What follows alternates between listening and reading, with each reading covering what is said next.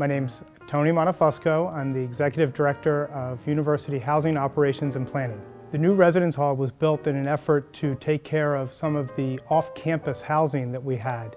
And they were rental properties, and basically the university acquired them first just to see if our enrollment numbers were an anomaly. And since we were doing so well with enrollment, we decided to build this great new residence hall. It was a very tight time frame. And plus we had to have it ready for the opening day. And then we also had to plan it into the relationship with the construction of graduation as well. So it was about a one-year project from start to end. And before we actually started to do any work in the ground, we had to first acquire the architecture firm, and then we had to also acquire the construction management team. And I was very actively involved in all of that as well.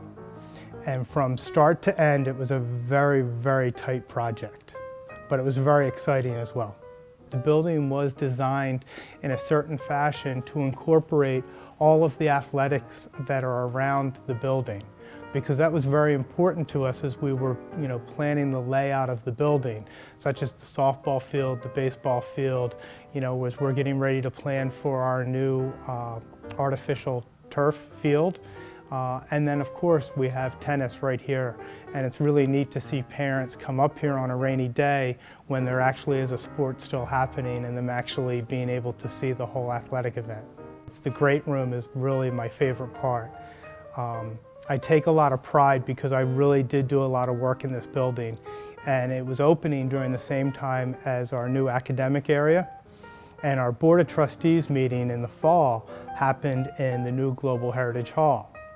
And then they figured, well, let's try the new residence hall for our next meeting. And they liked this building so much more that this is where we actually have our Board of Trustee meetings every time now.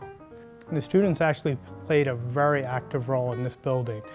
We surveyed the students that currently lived in Bayside, as well as what used to be the old King Philip Inn, or Oak Hall that the students used to call it. And we tried to take into consideration a lot of what their needs were. At Bayside, as you may know, the kitchen area is rather small, and the students gave us a lot of feedback telling us that it was very important for them to have a very usable kitchen.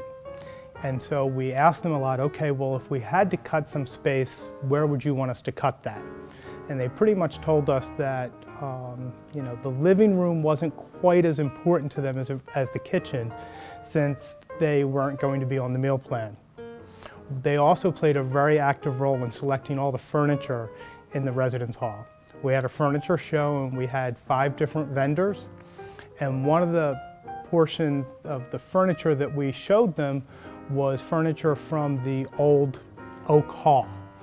And basically the students said that it was so important for them to save some money and use some sustainable points that we actually recycled furniture from that hall and saved about $220,000 on the project. We started actually, I want to say in the beginning of July, right after the July 4th holiday, we started trucking furniture over from Middletown and from the King Philip site as well. And it was just, we had small trucks, and so we just kept on trucking and trucking, and we didn't have an elevator, and we had to carry all the furniture up the stairs, including desks and dressers. It's just been a really great 2 years that we've been in the building, and the students have really very much respected the area. In fact, there has only been one incident of common area damage, and the student felt bad after he did it, and he came forward and he told us. So we're really glad that the students respect the building and really like it.